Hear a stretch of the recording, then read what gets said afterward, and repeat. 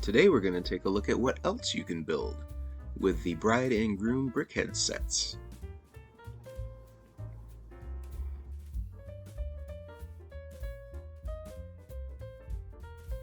So this is what I made my first time through for the hashtag rebrick this, July 21 challenge, which is the Bride and Groom Brickheadz set. So bride here and a groom here.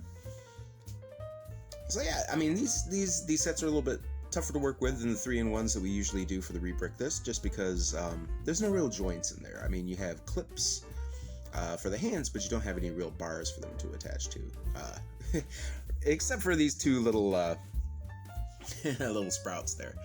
But you can get a lot of versatility out of this. Pretty much, you make your tuxedo for the groom, and then you can make almost any figure for the male, unless you're trying to do a bald individual. In that case, yeah, no such luck. Actually, I recommend going for the bride. You don't have like a change of outfit like the groom does, so you don't have the extra bricks. But what you do have is you have a ton of 1x2 curved slopes, and those are some of my absolute favorite pieces. Just because I mean it's a curved Lego brick. So yeah, I just wanted to make like a quaint little village thing. So little rounded huts. Actually, it's more than a hut. It's a pretty decent house, because this is a barn, and you know the size of barns, right? They're kind of on the big side. And then like a little plot of land, with some stuff planted in there, and a little fence. And then you do the same here with the groom set, and attach those up, and then you got a nice little plot of land there. The groom building, God, the groom building, yeah. Well, they have this little hut, little hovel thing over here. This, I tried to keep to a similar aesthetic, a rounded, bulbous building of sorts. I mean, if I leave this out, all that looks style appropriate, right? But if I throw this in, you got a more modern type house with large, huge windows. All right, and now we're going to take a look at a little harbor that I made. This bunch here was all made with the groom set. A couple ships. This one has one piece out of place. But that's okay, its sails are tied up and it's docked. Then I kind of had like a cypress tree thing going on here with that bit, and then a fishing net here with the glasses. A little lighthouse that I was able to squeak out of that.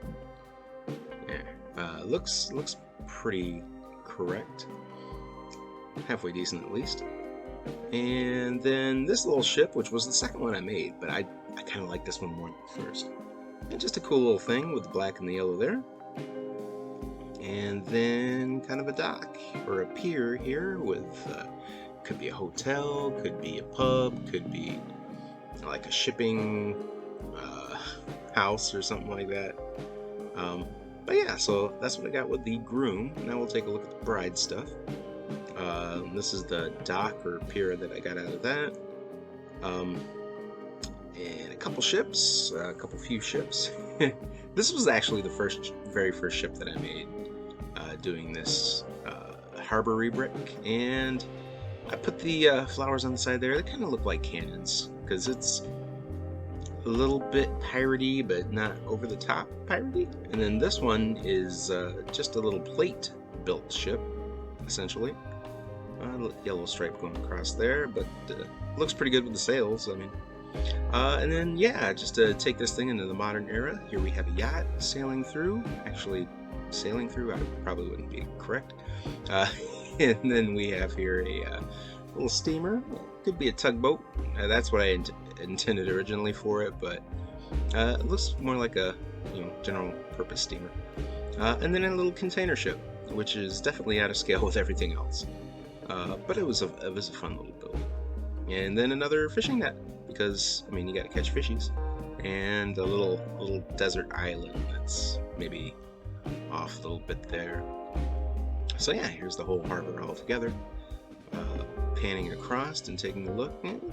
I think it's a pretty good mashup of the two sets, keeping all the pieces still separate, without intermingling them and getting confused as to what goes to what set.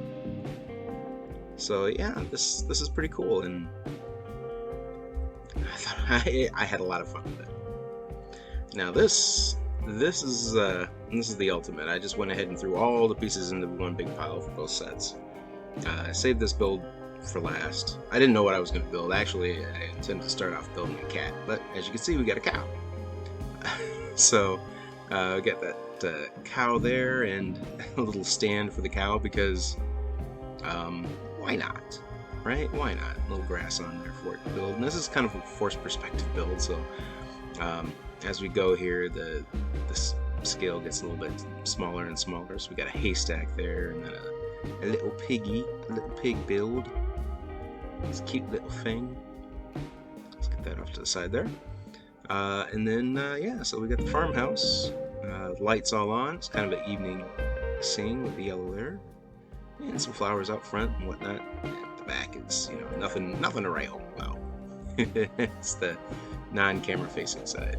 And then further as you go back in here, we've got I guess that's like a little silo or some kind of storage something or other. And then in the way back, we've got these little cars, which aren't actually cars, but I mean, if you look at them far enough away, they kind of resemble them a little bit. So yeah, that was pretty fun. And yeah, this cow, as you can see, is way out of scale. It's just like Super King cow coming through to terrorize and destroy things. But yeah, so we're gonna do another rebrick this. Check it out on Instagram, #rebrick this.